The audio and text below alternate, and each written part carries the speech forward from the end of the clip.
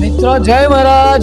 ઉત્તરાયણના ફક્ત 2 જ દિવસ વચ્ચે બાકી રહ્યા છે અને નડિયાદમાં તમે જોઈ શકો છો માનવ મહેરામણ ખરીદી માટે પતંગ અને દોરી માટે એટલી બધી ઉમટી પડી છે, તમે જોઈ શકો છો દોસ્તો. તો ચાલો આપણે મળીએ નડિયાદમાં વેપારીઓ સાથે અને વેપારીઓ સાથે થોડું મંતવ્ય જાણીએ. તો ચાલો જાણીએ વેપારીઓનો શું મંતવ્ય છે અને ઉત્તરાયણમાં દોરી વિશે વેપારીઓ પણ શું કહી રહ્યા છે, ચાલો જાણીએ. કહેવા માંગુ છું કે લોકો ચાઇના દોરી વાપરે છે, તો તમે શું કહેવા માંગશો? આપણે બધા જ જીવોનું ધ્યાન રાખવું જોઈએ અને એના માટે જ આપણે કોટનનો માંજો વાપરવો જોઈએ. કોટનનો માંજો વાપરો છો તો જેનાથી કોઈને નુકસાન થતું નથી, એટલે ચાઇનાની દોરીને ના પાડો અને માત્ર કોટનનો દોરો જ વાપરો.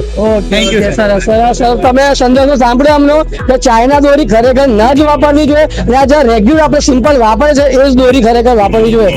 ચાઇના દોરી વાપરવાની જ નહીં, ના ભાઈ. ગ્રાહકને ખરીદવાની બી નહીં, આપણે વેચવાની પણ નહીં.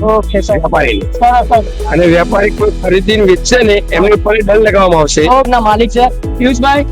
ઉત્તરાયણમાં અત્યારે સંદેશો શું આપવા માંગશો તમે? ચાઇના દોરી લેવી નહીં અને કોઈ લે તો એને અમે લેવા નહીં દઈએ, એની ગેરંટી આપણી. સરસ સરસ. પિયુષભાઈ જે સંદેશો આપ્યો તમે સાંભળ્યો મિત્રો કે ચાઇના દોરી અમે વેચીશું નહીં અને કોઈ ખરીદશે તો એને ખરીદવા પણ નહીં દે, એટલે રાખતા નથી એને વેચવાની પણ નહીં. અને જે ખરીદે છે એ લોકો ઓકે પોલીસ સ્ટેશનમાં મોકલે વાપરવા. સરસ સરસ. પોલીસ ચોકી ઉપર તમને મળશે ચાઇના દોરી, તો એ તમે ત્યાં આગળ મેળવો તો એ લોકો પકડી લાયા છે, તો ત્યાં 2 દંડા મારી. મિત્રો તમે ચાવડા બજારમાં અમે છે, તમે સંદેશો અમને સામે વેપારી છે એવું કહે છે કે ચાઇના દોરી અમે વેચતા નથી અને જો કોઈ ખરીદતા હોય તો ખરીદશો પણ નહીં. મિત્રો અત્યારે હાલમાં નડિયાદના ચાવડા બજારમાં છે અને આ દોરી લેવા માટે આવ્યા.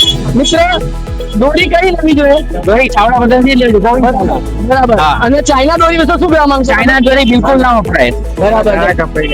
મિત્રો ચાઇના દોરીનો સખ્ત વિરોધ છે, મહેરબાની કરીને ચાઇના દોરી વાપરશો નહીં. અમે દર વર્ષે